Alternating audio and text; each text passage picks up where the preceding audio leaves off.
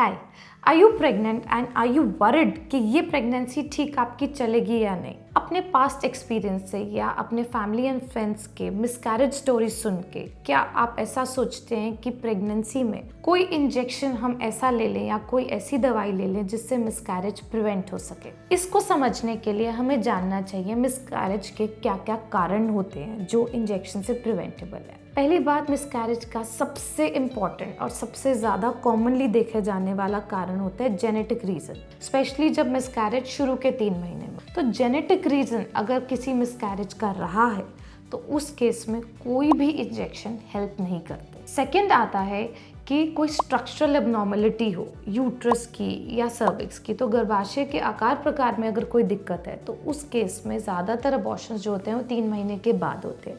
तो उन केसेस में भी कोई इंजेक्शन नहीं है जो हेल्प करेंगे। पर अगर कारण पिछली प्रेगनेंसीज में पता ही ना चला हो, अचानक से ब्लीडिंग शुरू हो गई हो, तो क्या कुछ आप इस टाइम पे इंजेक्शन से उसे प्रिवेंट कर सकते हैं। देखिए, इंजेक्शंस जो हेल्प करेंगे वो मुख्य 2 तरह के होते हैं। सबसे पहला होता है प्रोजेस्टेरॉन के इंजेक्शंस।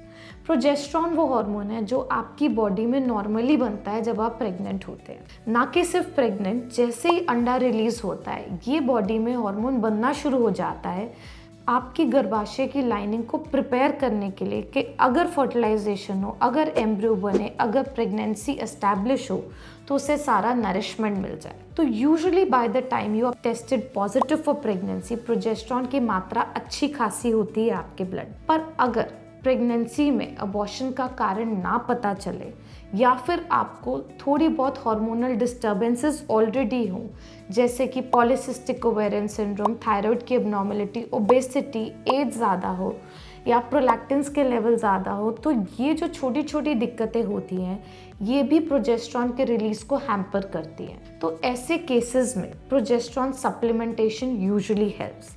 नहीं तो प्रोजेस्टेरॉन का टेस्ट भी किया जा सकता है देखने के लिए कि क्या लेवल्स हैं, बट कभी कभार वो लेवल्स बहुत ज़्यादा हमें हेल्प नहीं करते क्योंकि वो दिन में वेरिएबल रहते हैं। तो किसी टाइम बहुत ज़्यादा अगर आ भी रहे हैं तो हो सकता है by the end of the day वो लेवल्स फॉल कर जाए। अगर अनएक्सप्लेन मिसकैरेज की हिस्ट्री है उस केस में प्रोजेस्टेरॉन के supplementation can help you. Now progesterone doesn't only come in form of injection.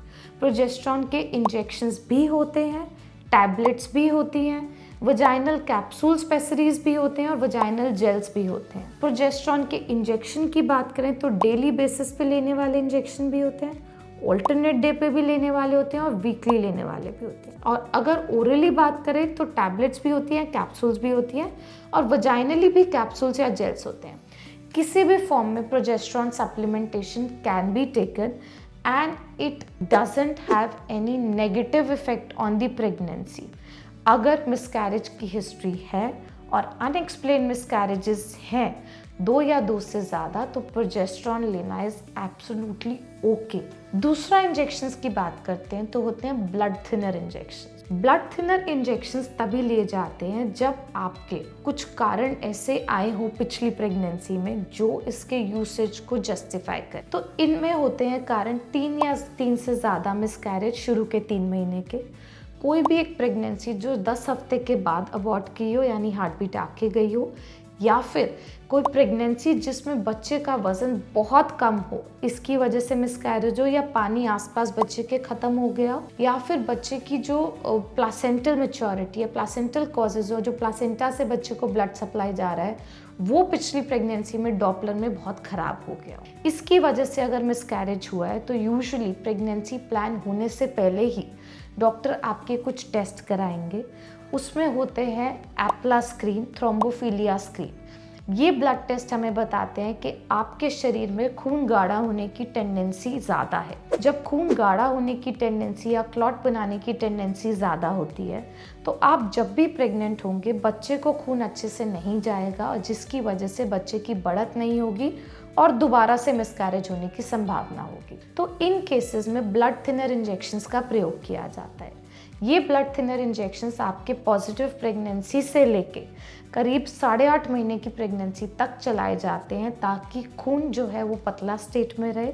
इसके साथ साथ एक टैबलेट भी दिया जाता है जिसे इकोस्प्रिन कहते हैं और अगर ये दिया जाए तो बच्चे को ब्लड सही तरीके से पहुंचता है और इस कारण का जो मिसकैरेज है वो प्रिवेंट हो सकता है। तो सिर्फ वही महिलाएं जिनमें 2 या 2 से ज़्यादा अनएक्सप्लेन्ड प्रेगनेंसी लॉसेस हैं, उन्हें प्रोजेस्टेरॉन का हार्मोन सप्लीमेंटेशन दिया जाना चाहिए। और वो पेशेंट्स जिनके अंदर लॉस जो है वो खून गाढ़ा होने की वजह से है, तो उनको ब्लड थिनर इंजेक्शंस दिए जाएं।